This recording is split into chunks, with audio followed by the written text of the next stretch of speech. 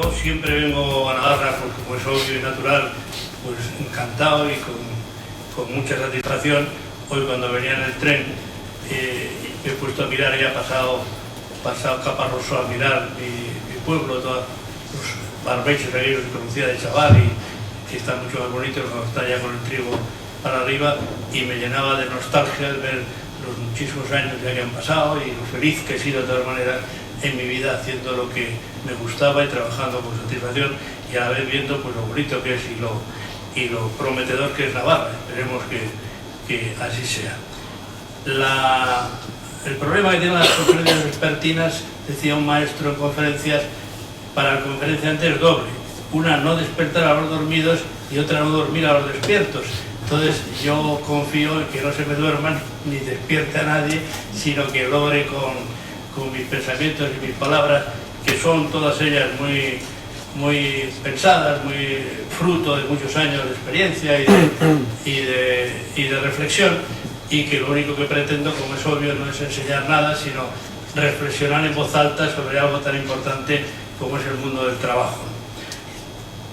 Divido en tres partes mi intervención: una, cómo veo las relaciones laborales en España hoy, un poco desordenadamente, no voy a hacer un estudio sistemático. En segundo lugar, la reforma laboral del año 2012, que creo que es importante decir algunas palabras sobre ella, cómo la veo yo, lo que pienso. Y en tercer lugar, lo que pienso yo también que hay que hacer aún con los objetivos que hay que conseguir.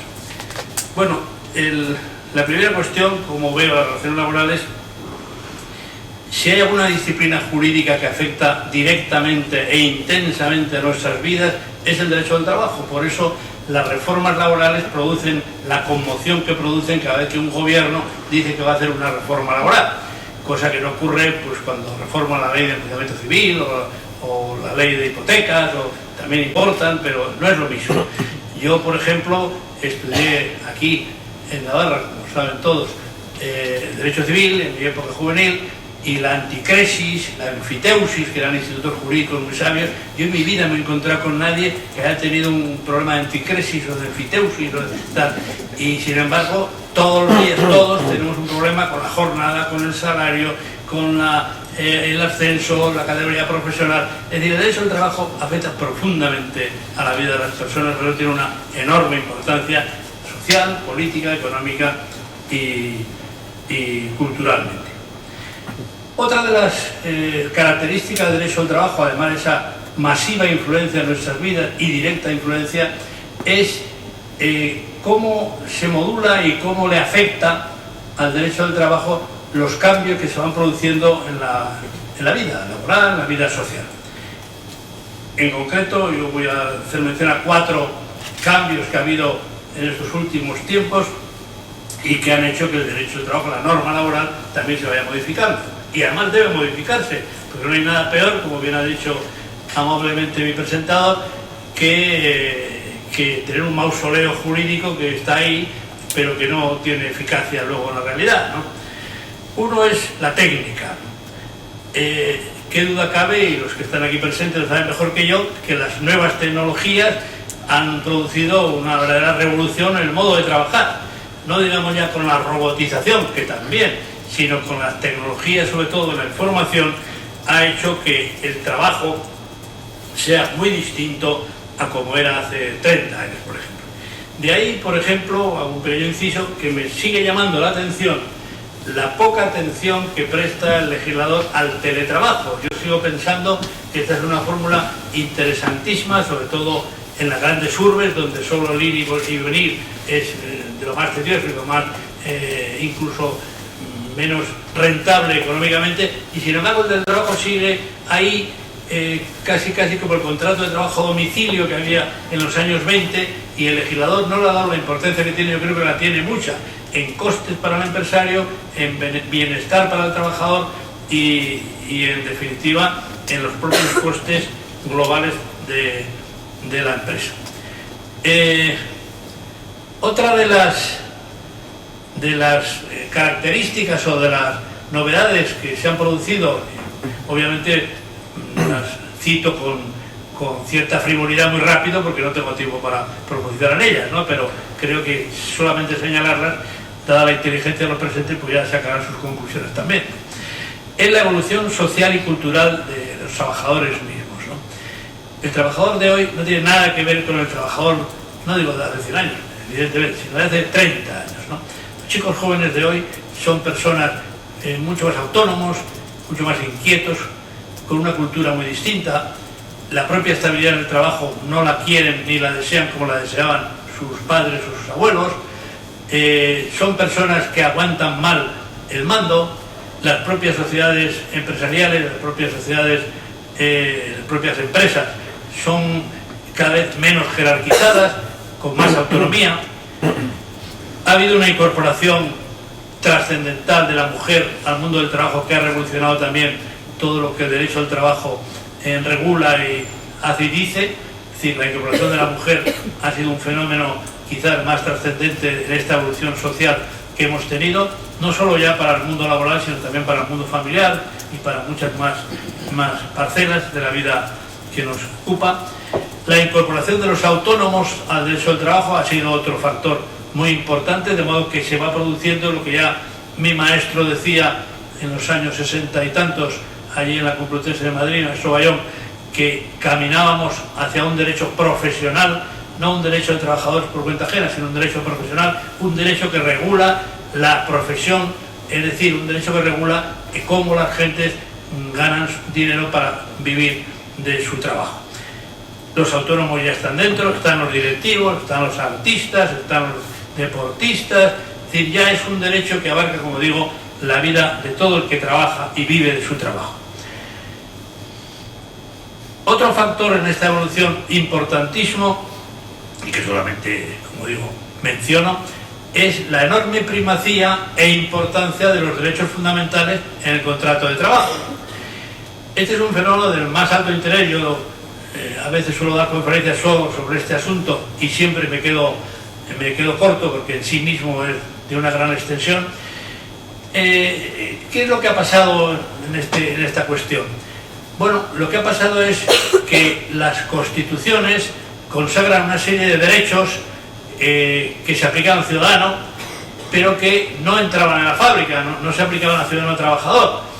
En el año 69 en Italia se produjo todos los avances sociales, doctrinales y del mundo del trabajo en el sentido de sindical han solido venir de Italia, y dentro de Italia han solido venir de la FIA, ¿no? Que era la escuela de toda Europa de la evolución social, de a dónde iban las relaciones laborales. Pues en la FIAT, en el año 69, el sindicato italiano, que sigue siendo el más potente, que es nuestras comisiones obreras de aquí, la CERIL, pues repartía el periódico L'Unità. L'Unità era el periódico comunista por excelencia en toda Europa y en Italia especialmente, y obviamente era un periódico comunista es decir, predicaba la revolución del proletariado, la desaparición del capitalismo, es decir, todo lo contrario que era la FIAT.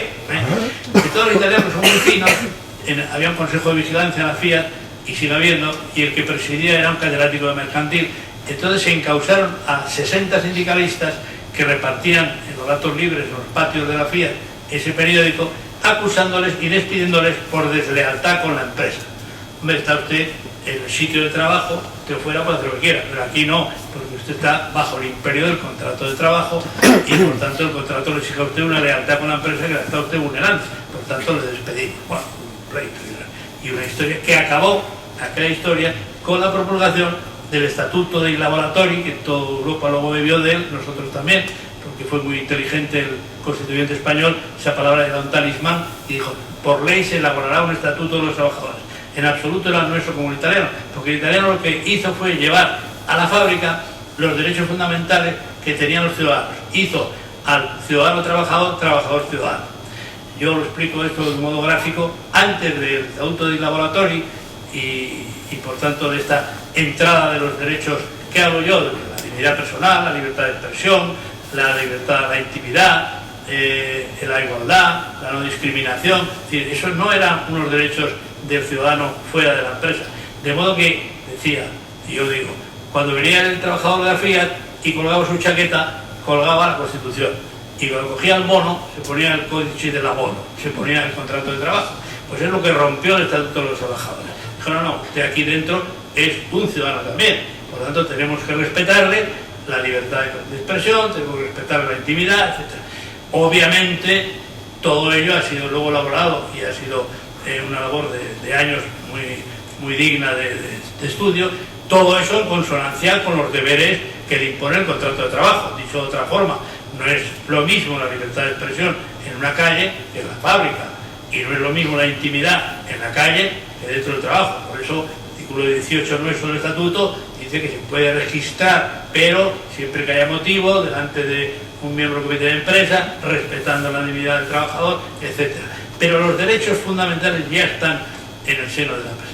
Y es así que yo, por cierto, no tenemos 1.500 abogados en su despacho, yo el año 78, por ahí, logré, con un inglés aprendido en Tudela en el colegio, con un profesor de Olite, es decir, mal inglés, pues logré que 6 bufetes muy importantes de laboralistas europeos los reuní e hicimos una red mundial que se llama Jus Laboris, pero cada uno es un despacho que da por ahí, porque yo me he quedado un poco impresionado viendo que tenía 1.500 abogados. somos 60 abogados, que no está mal, pero bueno. Pero 1.500 efectivamente de la tienda. Bueno, pues como digo, en el despacho yo ya no llevo, afortunadamente para mi salud, los pleitos diarios, ni llevo miles, pero no llevo, pero veo, porque veo de vez en cuando, de Reina Madre, que en las demandas de despido prácticamente ninguna deja de mencionar en el suplico la violación de algún derecho fundamental. Tú despides a una persona por impuntualidad y dices, me han despedido por puntualidad. Realmente me han despedido porque soy de este sindicato, porque soy mujer, porque soy viudo, porque soy negro, es decir, porque me han violado ese derecho fundamental. Por tanto, pido la nulidad del despido.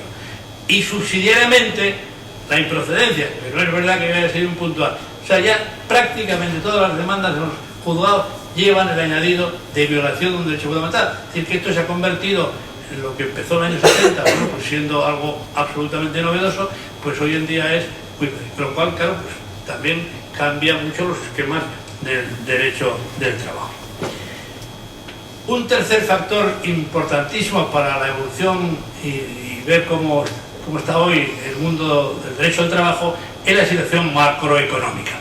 Yo me da vergüenza repetirlo, pero yo como los predicadores ante distintos feligreses, pues predico lo mismo, no voy a estar predicando distinto a cada uno. Y ahora está con los periodistas, les he dicho lo mismo, y lo que vengo diciendo.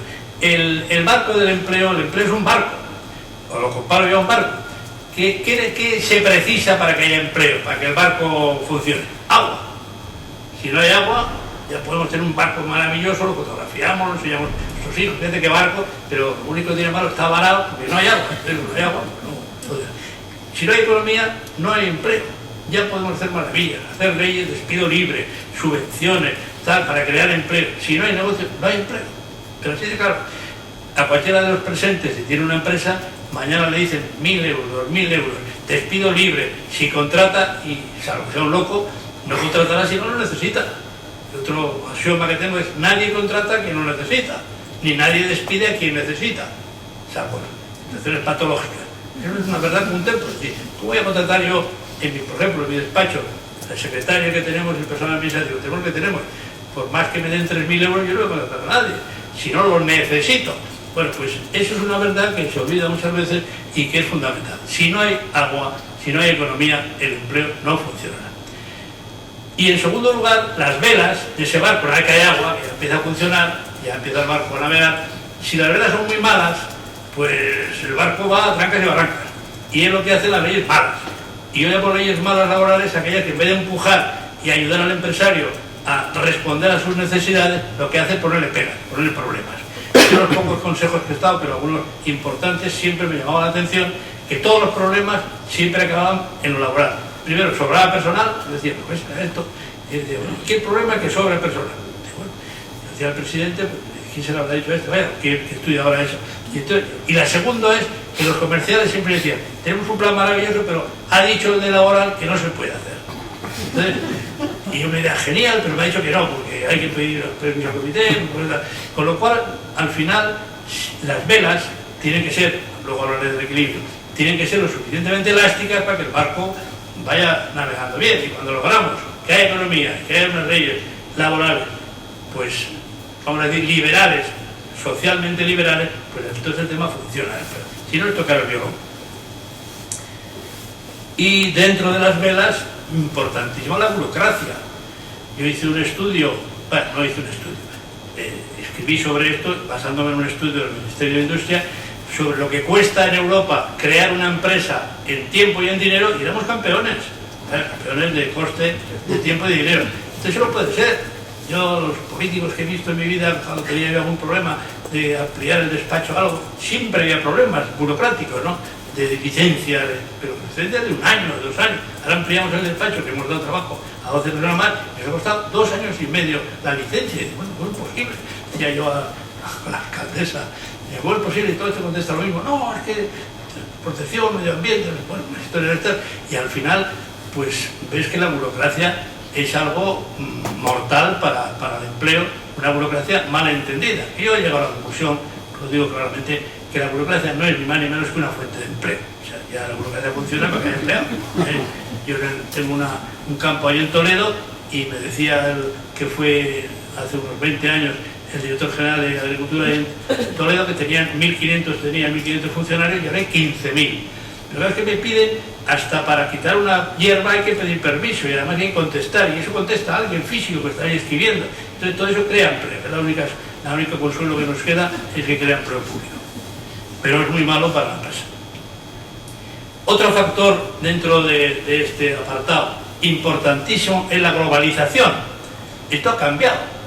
Ya el pueblo, mi pueblo queda de mi pueblo, comparado. Entonces pensamos que era uno de los centros del mundo, y ahora pues ve uno la globalización, dónde estamos metidos, y eso ha sido un cambio trascendental. Antes se competía por los de Madrid con Guadalajara o con Cataluña y tal, y ahora compites con el mundo. No es que compitas con Francia o con el mundo entero.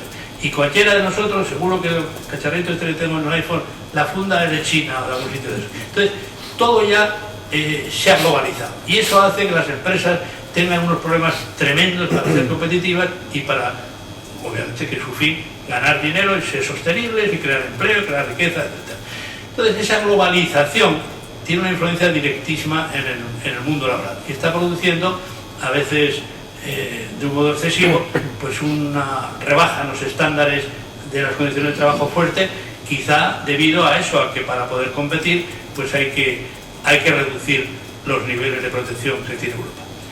Claro, en este fenómeno de la globalización hay algo que yo también querría llamar la atención. El trabajador europeo, y no digo los trabajadores, sino los ciudadanos europeos, todos nosotros, que afecta a todos, queremos pensiones y bienestar social europeo y compras asiáticas. O de otra forma, queremos que nos dé nuestra empresa y nuestro entorno pues un nivel muy alto de sanidad, en pensiones, en salarios, pero lo compro en China, en Singapur, que es mucho más barato. Claro, eso es incompatible. Yo pongo el ejemplo del pobre fabricante Naylor, que fabrica destornilladores y pague el salario que se paga en España, y los trabajadores de allí, pues su sanidad, pensiones, tal, educación, y que vea que todos al salir van a comprar los destornilladores al chino que hay enfrente. Y bueno, esto es loco. ¿Cómo es posible? Si no compramos los destornilladores que lo hacen Naylor, que está un poco más caro, pues es muy difícil sostener el sistema. Entonces, esta globalización tiene un efecto perverso para mí, de que estamos apuntándonos al bienestar europeo y al precio asiático. Y eso también hay que dar una vuelta, ¿no?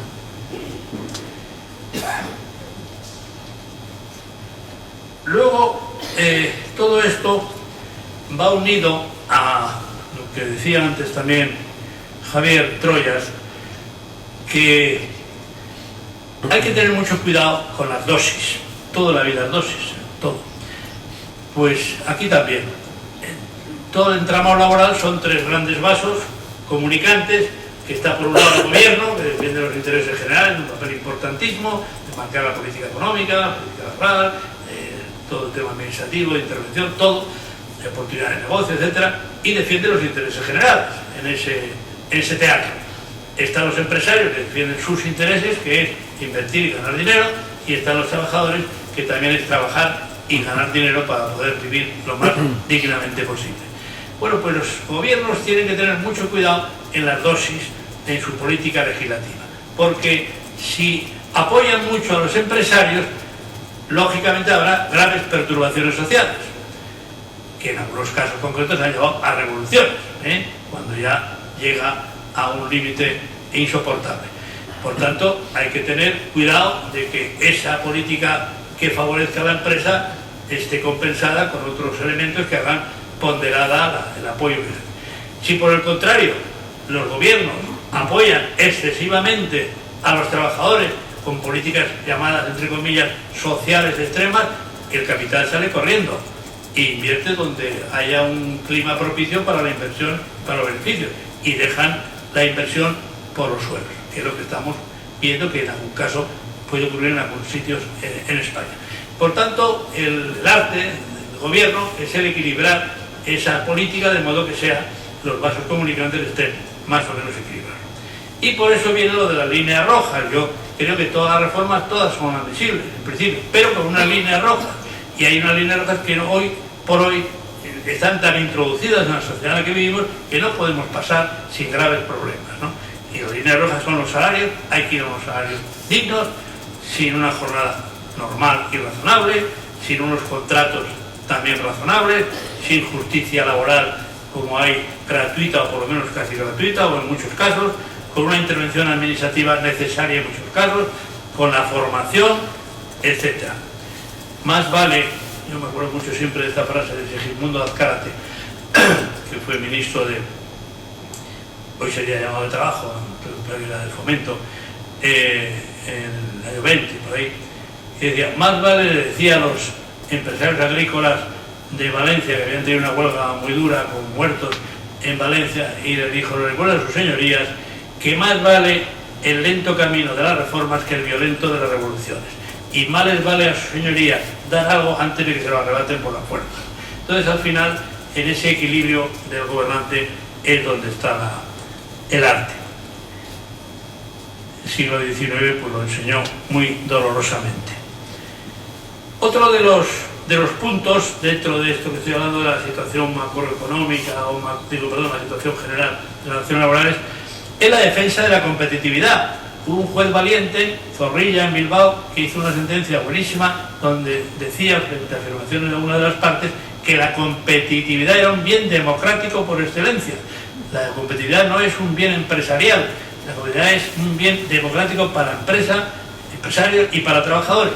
Por tanto, la defensa de la competitividad es fundamental. Y todos, unos y otros, tienen que apoyarla porque si no, el empleo sufrirá mucho. En esa línea de la competitividad yo creo que España tiene el gran reto de hacer avances en la economía del conocimiento. Si vemos la historia de la humanidad, hemos pasado de los que mandaban eran los terratenientes, que eran muy pocos los que tenían tierras, luego pasó a los capitalistas, los que tienen capital, y ahora creo que yo los llamo los talentosos. Ahora los que van mandando, fíjense que las empresas mejores del mundo son Apple, Google, que son de conocimiento, son de pura invención tecnológica de conocimiento. Esa es una asignatura pendiente, importantísima, donde no creo que estemos dando la talla aún, no digo ya a nivel nacional, y no digamos autonómico, pero que es fundamental. Y quedan finalmente las ideologías políticas. Yo las ideologías políticas creo que a veces van a tener, en los países ya estables, democráticamente estables, menos importancia. A mí me preguntan los periodistas, lo que te preguntan es, ¿usted cree que cuando venga otro gobierno no va a haber nada reseñable? Vaya, lo digo de buena mano, nada reseñable, salvo en el caso de algún grupo político que pueda hacer algo más, que no va a derogar la reforma laboral, sino cambiar cosas o poner una renta social mínima para todos, etcétera. No va a haber casi porque, perdónenme la expresión, el trabajo sucio ya se lo ha hecho el PP. Es decir, nadie quiere meterse en un berenjenal, que es meterse en una reforma laboral más dura en absoluto. Y más blanda tiene el problema de que saben que eso va a afectar seriamente a la competitividad y al bienestar de la sociedad española empresarial. Por tanto, muy poquitas cosas. Yo los han llamado a un partido político, todos piden 4 cositas, o sea que no. Pero claro, políticamente se dice, vamos a cambiar, vamos a hacer nada. No es verdad. Va a haber muy poquitas cosas. Pero que ya lo verán, si quieren hacemos un reto, me invitan a cenar, cuando ya vengan los programas laborales de quien gobierne, que aquí no se sabe quién va a gobernar, y verán cómo la cosa es muy poquita. Y luego, en este apartado, antes de pasar a otro, este poco margen de maniobra que hay de las ideologías políticas, a todas ellas lo que sí debe importarles mucho, el gasto social, pues está bien, que evidentemente hay que atender a los necesitados, pero hay que preocuparse mucho de quién paga la merienda, ¿no? Es decir, hay que preocuparse de los ingresos. Yo cada vez que oigo hablar a los partidos políticos de gasto, y ni una palabra de dónde vienen los ingresos, te entra un temblor y dices, bueno, estaremos en buenas manos, ¿eh? Como decía el chiste, ¿hay alguien más ahí? Claro, porque el gasto social es muy fácil, claro que es fácil y aplaudible, absolutamente, pero habrá que preocuparse de tener unas empresas competitivas, sostenibles, que funcionen bien, y eso hace falta una política fiscal adecuada, una política tecnológica, de innovación, de I+D, etc. Y cuando se dice, por ejemplo, una reforma radical, ¿a dónde vamos? Pues no queda más que a la ley del franquista del 44, no va más. Despido con 60 días, 5 años de indemnización, ¿eso van a hacer?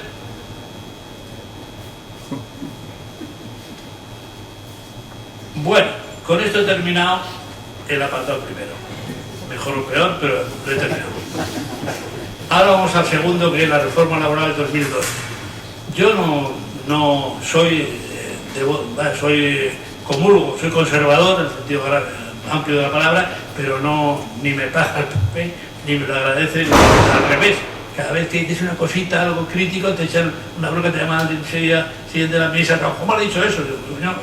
Digo lo que quiero. Pero bueno, soy defensor de la reforma laboral porque honestamente creo, y llevo en este oficio 45 años, que ha sido una reforma muy necesaria, muy importante, muy valiente, y que evidentemente, ahora diré, hay matices que conviene también señalar, pero la reforma había que hacerla, necesariamente, porque había, y no voy a darles ahora una conferencia sobre el tema, había muchos aspectos de la legislación laboral que nos llevaban claramente a un retroceso. Y luego había algo importantísimo, que es que hoy, en esa globalización de que hablo, las instituciones mundiales financieras nos instaban, nos empujaban, pero empujaban a que hiciéramos la reforma laboral. Y no se puede tomar eso a broma, no es que eso sea vasallaje, ni que sea no tener personalidad, ni independencia. Es que hoy en día, como las Standard & Poor's y las Fitch te pongan una nota baja, aquí no invierten ni San Pedro. Entonces, eso es muy importante. Y si los organismos internacionales, el FMI, el Banco Europeo, te ponen la prueba, el tema se complica. Por tanto, no es un problema de sacar pecho de independencia y de identidad nacional. Es un problema de que el mundo es así. Y esa globalización exige que también eso haya que oírlo. Yo cuando dice el FMI que hay que seguir abandonando, yo eso no comulgo, porque creo que no hace falta más que tocar cosas concretas, pero no hacer nada especialmente distinto. El FMI hay que tener mucho cuidado porque, claro, soy economista, ¿no? El economista no tiene nada más, si hay algún economista aquí, le doy todo cariño, porque yo nunca olvidaré el impacto que me produjo cuando estaba, recién acababa la carrera o casi, y leí un informe del Fondo Monetario Internacional, como se llamara entonces, el Banco Mundial, sobre España, y decía sobre Teruel, era tremendo, aconsejaba seriamente despoblar Teruel y hacer todo Teruel un gran parque nacional. Estoy seguro que era lo más lógico económicamente, ¿no? Porque daban razones, porque aquello no era que Teruel no había manera de que saliera un nabo bueno en toda su vida y que lo mejor era un parque nacional entero. Pero claro, los pobres de Teruel, decía yo, ¿qué vamos a hacer con ellos? ¿No? Habrá que llevarlos a alguna otra zona más próspera. Bueno, pues hay que tener mucho cuidado porque los economistas acaban, si les dejas un poco, acaban con Teruel haciendo un parque, ¿no? Pero oye, también es cierto que los economistas mundiales pues tienen mucho peso y su voz vale mucho y por tanto hay que tenerlo en cuenta esto. Por tanto, la reforma laboral había que hacerla, porque había muchos problemas en la legislación laboral para que en los momentos actuales de esa globalización, de esa crisis económica, se pudiera funcionar. Por ejemplo, no había manera de mover los salarios si estaban en convenio colectivo, pero ni aun con acuerdo. Yo nunca olvidaré, en el año 96, estábamos asesorando a Iberia, yo personalmente, y se llegó a un acuerdo con los pilotos, porque se dieron cuenta que había que bajar los salarios, la empresa sí nos iba a garante, y acordamos en las negociaciones con los pilotos y el personal laboral aparte del de tierra, bajar el 16%. Pues no se podía hacer legalmente, porque estaba en el convenio colectivo, si no era con un ERE. y el ERE pues tiene todas las complicaciones que tenía. Es decir, que pongo ese ejemplo, por ejemplo, que la propia ley hacía muy rígida todas las posibilidades, incluso con acuerdo, de llegar a cambios exigidos pues por la situación de la empresa. La empresa no es un ser vivo, la empresa no puede estar siempre igual, pagando siempre igual, con las mismas jornadas, los mismos profesores, los mismos, porque no es así, porque le cambia a ella el escenario constantemente y ahora cada vez más. Por tanto, dentro de lo que he dicho siempre de la razonabilidad y de lograr el equilibrio, siempre hay que tener en la ley no una losa, sino una palanca, que yo me encuentro allí, no una negativa, como decía en la empresa que les he comentado, vamos a hacer esto, pero no me lo deja de elaborar, pues que lo dejen de elaborar, porque se puede hacer. Y eso es lo que ha hecho. Para mí la reforma laboral, muy en síntesis, lo que ha hecho es dar una gran flexibilidad interna a las empresas ante el cambio de las circunstancias. Ahora se pueden modificar los salarios, ahora se puede descolgar del convenio colectivo, que era pues algo muy llamativo, que un convenio colectivo del metal afectara igual en toda España a Vittorio Zuriaga y a un taller de 5, como ha ocurrido en muchos convenios sectoriales. Entonces, todo eso es posible, que si la empresa no puede sostener esos estándares que marca el convenio colectivo, pueda, antes no era muy difícil, ahora es posible. El tema de la clasificación profesional. Yo he llevado pleitos personalmente, defendiendo al Corte Inglés, contra una reclamación de una señora que decía que era, lo decía la ordenanza, que era planchadora de primera y sin embargo le daban la categoría de planchadora de segunda. Yo me la vi mirar ese para ver qué diferencia había entre una planchadora de segunda y una planchadora de primera. Pues sabía, pero lo definía. Entonces era algo tan absolutamente demencial para una visión moderna de competitividad en una empresa, que las categorías profesionales que han desaparecido ya con esta reforma y que siguen siendo o apareciendo, sigue estando viva en muchos convenios colectivos, que esa es otra, los empresarios que piden grandes cambios y luego no los asimilan con esa facilidad, o al revés. Este mismo tema es un hándicap de que hay convenios que siguen hablando de categorías profesionales, cuando después de tanto reclamar el tema se ha logrado en la ley que eso desaparezca, que den los grupos y sin embargo se sigue dando fuera. Pero en fin, que las categorías profesionales era otro gran hándicap, en la modificación de condiciones de trabajo era también, todo eso lo que ha logrado. Para mí lo importante ha sido la flexibilidad interna, en absoluto ha sido el despido importante, que es el despido objetivo por cuestiones económicas y cuestiones, sigue siendo de coste el mismo de Franco, 20 días. No ha cambiado el disciplinario, eran 60 días, 45 días, 73 días, pero de 20 sigue el 20, y esto que hay en Europa. Por tanto, la reforma del 2012 ya verán cómo no se va a cambiar, más que en algunos aspectos, y que por tanto no. Un tema de la reforma importante es el de la judicialización que ha traído consigo. Nosotros lo dijimos a la ministra, ¿no? Pero como es obvio, los políticos son unos seres humanos que están por encima de la gente normal, ¿no? Y te dicen, te sonríen, sí, nada, pero esto va a ser un desastre, porque los jueces que ya habían anunciado por escrito, tanto yo lo descubro, que iban a intentar ir en contra de la reforma y defender, que lo cual tienen también conmigo, siempre los derechos de los trabajadores, que un juez diga en un pleito de dos que va a defender siempre a uno, pues también llama la atención. Pero lo han dicho por escrito, te vuelvo a perder también, lo tiene una de las asociaciones judiciales. Bueno, pues con ese anuncio había que dejarme un poquito margen, ¿no?, para judicializar. Claro, y dice la ley, en el caso de los despidos colectivos, que no hay ya intervención administrativa, pero sí judicial, los defectos formales declararán la nulidad del despido. ¿Qué más querías? Que pusieran esto, porque claro, dice, falta el acento, nulo. Bueno, el acento, no, un defecto formal. El segundo apellido, nosotros tenemos casos por los segundos apellidos no están correctos, nulo.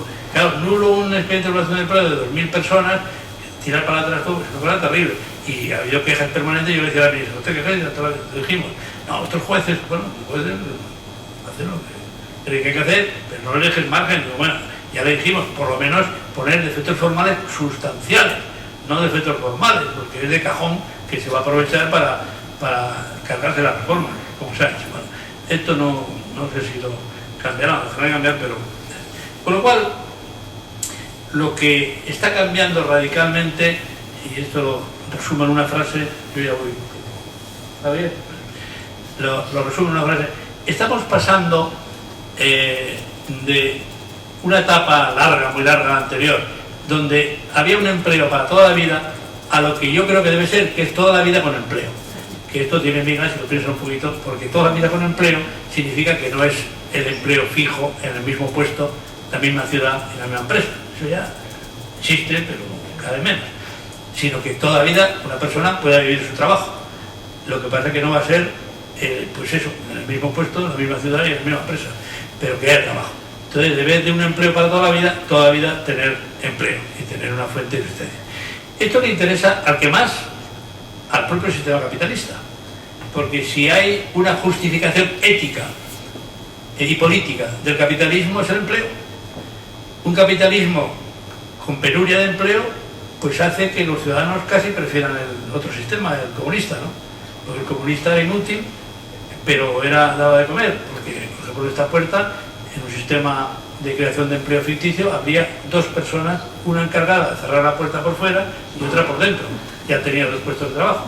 Claro, cuando llega el sistema capitalista, como mucho más racional, dice, no, hombre, vamos a poner una cosa automática y se acabó, ya vendrán los empleos de los que creamos los cierres automáticos, pero quitamos esos dos puestos de trabajo. Pero claro, cuando el sistema capitalista no da trabajo, pues el grito no ya de izquierda ni de derecha, humano es, oiga, le dice verdad a la nube, ahora que se habla de la nube, oiga, o subsidio o trabajo, pero no me deje de dar alguna de las dos cosas, porque si no me da subsidio, no me da trabajo, pero ¿qué carajo hacemos con este sistema tan bueno? Casi prefiero el otro, que me da por lo menos trabajo, malo, pero me daba, ¿no? O sea que el empleo es, incluso, como digo, egoístamente, la justificación ética y política del propio sistema capitalista. Sin empleo pierde toda dignidad el sistema y pierde todo carácter ético y humano. Por lo tanto, es el gran problema que tenemos. Entonces, hombre, lo que no puede ser es que la reforma laboral, que está ocurriendo en algún caso, se aproveche para hacer más precario todo, ¿no? Y ese es un problema ya de responsabilidad social de los empresarios. Si las cosas van mal y el salario hay que bajarlo a 800 euros, pues habrá que explicarlo a los trabajadores y decirlo, pero cuando vayan bien hay que subir los salarios. Y yo lo digo con ese refrán tan español, hay que estar a las duras y a las maduras, pero no solo a las duras, sino también a las maduras. Y entonces puede ser que la reforma laboral también haya habido un aprovechamiento que ha hecho daño a la propia reforma, porque no era esa la finalidad. La finalidad última y real, y desde el punto de vista jurídico también lo es así, es dar flexibilidad a la normativa para que el empresario pueda responder a la cambiante demanda y a las distintas situaciones con unos instrumentos legales apropiados para poder seguir funcionando, ser competitivos y ser sostenibles, ¿no? Tercero y último y rápido, los objetivos, ¿no? El objetivo global es crear empleo. Ahí nos jugamos mucho y hay que crear empleo. Yo creo que si las cosas no se tuercen mucho, pero todos tenemos la gran capacidad, perdonad por la frase, pero en eso sigo a Cela, que decía que hay que decir las cosas con un castellano bueno, ¿no?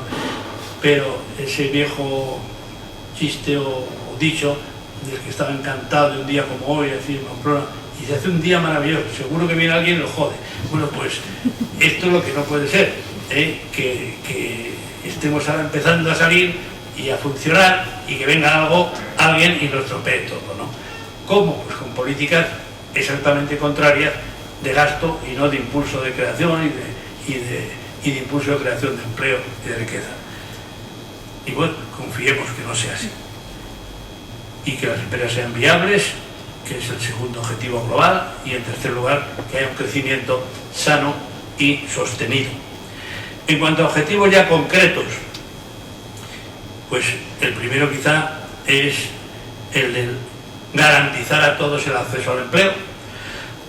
El segundo objetivo, profundizar en la conciliación de la vida laboral, personal y familiar, pero no siempre a costa de la empresa, porque esto es un boomerang que acaba haciendo que las propias personas beneficiarias acaben siendo perjudicadas, porque nadie va a ser tan tonto como para hacerse la liquid, ni nadie es tan bueno como para decir, aunque me sea perjudicial, voy a contratar a estas personas que son mucho más gravosas que otras, porque si todo lo que se hace para conciliar la vida laboral y familiar sea menos jornada, más vacaciones, más tal, a costa de la empresa, pues va en contra de las propias personas a las que se quiere beneficiar.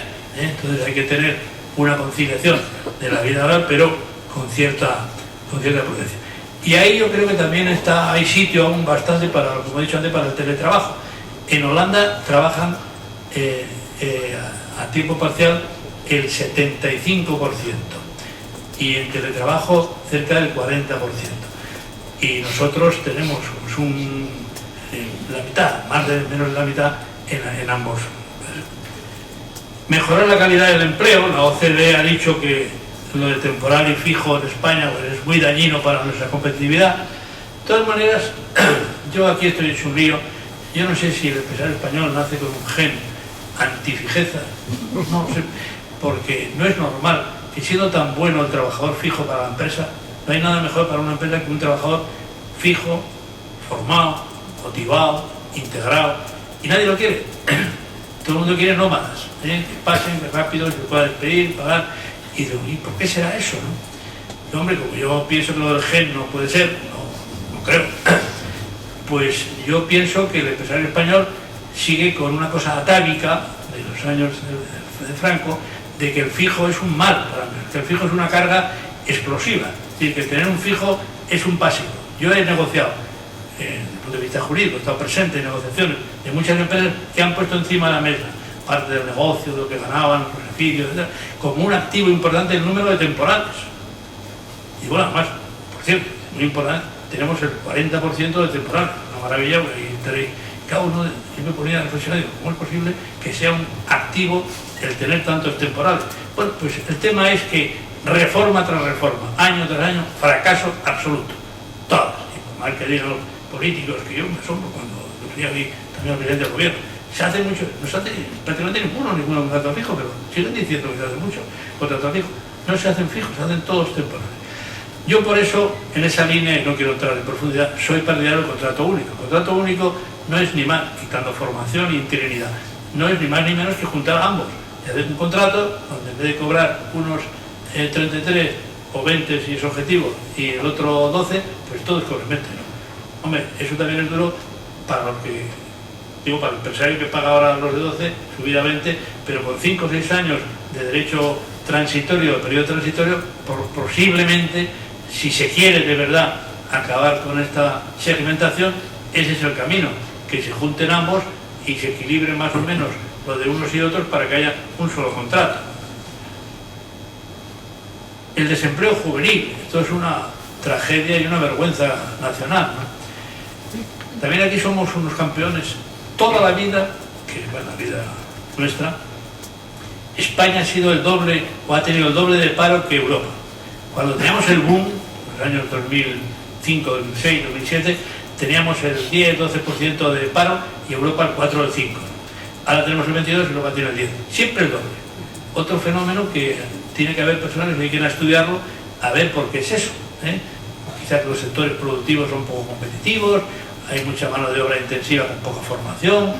Y luego el tema de los jóvenes, que tengamos un 50% de paro en la juventud, pues es algo que nos debería de quitar el sueño a todos y que requiere pues un plan de choque inmediato para que eso se arregle de alguna forma y luego un plan a largo plazo de formación, sobre todo profesional, que eso haga que los jóvenes tengan trabajo, ¿no? Yo ahí me atrevo soy un poco intervencionista, pero me atrevo a sugerir, y ha habido ya ejemplos en algún otro país, y en el nuestro lo hay para otros grupos de personas, que hubiera una contratación obligatoria para las empresas de plantillas altas de jóvenes durante 2 años para que estos jóvenes tuvieran una oportunidad de trabajo obligatoria de un porcentaje pequeño, igual que lo hay ahora, por ejemplo, los discapacitados. En las empresas de más de 250 trabajadores hay que contratar al 2% de la plantilla o pagar un dinero para que se pueda ese dinero destinar a labores de empleo. Algo habrá que hacer. Lo que no podemos hacer es contemplar cómo va pasando el tiempo, todo comentándolo, yéndose los jóvenes más valiosos fuera y los demás estando sin hacer nada durante todo el día. El contrato de relevo aquí también pues, puede tener, darle más agilidad y más modernidad. Es un contrato muy interesante y muy útil, y ahí, bueno, pues se puede profundizar. No entro más que a decir. Y luego la formación es otro de los objetivos importantísimos, formación general y formación profesional. Yo escribí un artículo hace años sobre la universidad y la llamaba a la universidad fábrica de parados cultos. O sea, tenemos unas fábricas que producen unas personas muy cultas y los dirige directamente al paro, ¿no? Que son los universitarios, porque nadie se ha preocupado de hacer un examen de mercado de cuántos ingenieros, economistas, abogados necesita España, y necesita los que necesita. En Madrid hay más abogados que en todo Francia, no que en todo París, todo Francia. ¿Qué hacemos con 98.000 abogados en Madrid? Pues malvivir unos y otros, y como me decía Álvarez Manzano, el 70% casi de los oficios, y muchos de jardinería y de servicios auxiliares en el ayuntamiento eran licenciados. Pero eso es otro drama. Hay que llevar los oficios a la universidad. Yo creo que hay que hacer licenciaturas de fontanería, de electricidad, todas las cosas que vamos ahora son ya mucho menos manuales y más de más peso específico y de más conocimiento, y que esas profesiones tengan rango universitario, porque parece que aquí, si no hay rango universitario, pues se desprecia a la persona que tiene una habilidad profesional. Entonces, algo hay que hacer. Lo que no puede ser es que tengamos, como digo, miles de licenciados en paro o en subempleo. Hay que rebajar las cotizaciones sociales, todo hay que pagarlo, pero hay todavía impuestos, hay países que tienen más peso los impuestos que la cotización empresarial, porque al final, si no, la seguridad social es un verdugo del empleo. Es decir, que una persona, un empresario, para pagar a un trabajador 100 le cueste 136, pues es un coste muy a considerar. El absentismo es otro punto que también hay que avanzar, con el papel de la mutua, los complementos de la ILT del 100%. Claro, si uno trabaja y gana lo mismo trabajando que de baja, pues lo humano es, si puedo me quedo, ¿no? Obviamente, ¿no? Y entonces esos convenios llenos de buenísimo, de que se gana 100%, pues eso no es, ya se lo ha planteado el legislador varias veces, de quitar o prohibir esas cláusulas, ¿no? Yo tuve un pleito en el Banco Hispanoamericano que, por una historia que era muy compleja, los que se enfermaban ganaban más que los que estaban trabajando, y hacían turnos los compañeros para que no se lo llevaran siempre los mismos, que había especialistas, y a mí me contó el propio dirigente de UGT, que mandaba mucho en aquel banco. Y claro, yo hicimos un cambio, un pleito que luego se ganó, pero se ganó en el sentido que era por el sentido común, pero se ganaba más, no igual, no más. La negociación colectiva, pues cercana a la empresa, más riqueza de contenido. Hay muy poca imaginación en los convenios colectivos. Yo no sé si los negociadores del convenio dicen, oye, esto es una batalla que cuanto antes salgamos, pues mejor. Y están totalmente monetizados. Salario y jornada. Y a lo demás, bueno, cuando el convenio colectivo tiene una riqueza infinita. O sea, la ley deja a los negociadores una cantidad de campos infinita, pero nadie se mete en ese tema, pues por pereza, por no tener problemas, por lo que sea. Y solo se dedica a salario y jornada. Y es mucho más. Entonces, eso es un defecto que hay que achacarlo a los empresarios, no al legislador. El legislador ha dejado mucho margen. Lo mismo que ha dejado mucho margen y no se aprovecha a los contratos de trabajo individual. Pero que luego no hay preocupación y todo el mundo hace contratos, empresas maravillosas, con unos equipos jurídicos maravillosos, hacen unos contratos que copian del BOE y no se les ocurre meter ninguna cláusula especial. Pues se pueden meter muchísimas cláusulas si se pone inteligencia y grande, ¿no? Entonces, la estructura salarial, todos los economistas dicen que la estructura salarial en España es muy deficiente, que tiene mucho peso lo fijo y muy poco lo variable. Entonces, esto es otra asignatura pendiente importantísima, para que tiene muchas dificultades, porque tenemos la costumbre, lo variable, de lo que llamo yo el síndrome laboral de Santa Rita. Santa Rita, lo que se da no se quita. Entonces, nosotros en el despacho hicimos un variable hace un tiempo, un año, al personal administrativo, y un año dije yo, que lo mandaba entonces, digo, oye, vamos a mostrar que esto es variable, vamos a cambiar la cuantía y hacer un poco según ha hecho cada uno y tal. No, tuvimos una rebelión y todo, pero a mí me decían, está quejosa de mí. No, si no, es que esto es variable. Ya, pero yo cobraba eso, como quitamos el variable, pusimos fijo y ya no hemos dado más variable nunca. Entonces, eso es un defecto también general, ¿no? El síndrome laboral de Santa Rita, hay que hacer lo posible porque... Yo creo que habría que hacer un gran acuerdo nacional de los sindicatos empresarios de cobertura de mínimos, de modo que si un convenio colectivo con la ausencia de la ultractividad, aunque ahora ya después de la sentencia del Supremo, bueno, ya tiene menos vigencia esta regla de la reforma. Que no se quede todo el mundo, el ingeniero y el peón, en el salario mínimo, que es lo que ahora, según la ley, funciona, sino que haya, según grupos profesionales, hay unos salarios mínimos. Esa cobertura de mínimos ya existía en la época de Franco, había una reglamentación de trabajo no reglamentado.